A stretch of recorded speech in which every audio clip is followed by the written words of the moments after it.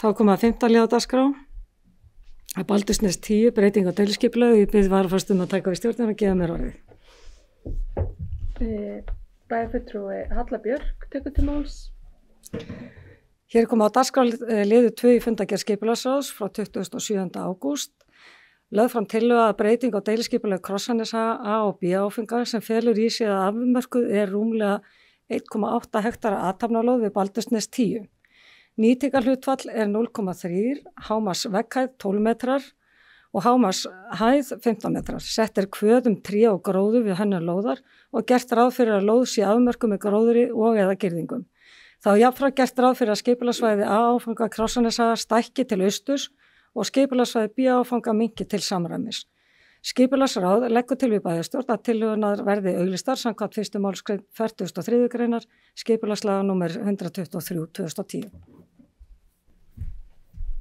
Færi ég forseta bæjarstjórnar eftir stjórnina. Takk fyrir það. Orðið laust. Sem enginn hefur hvað sér ljós, þeir sem geta samþykkt verki. Það eru 11.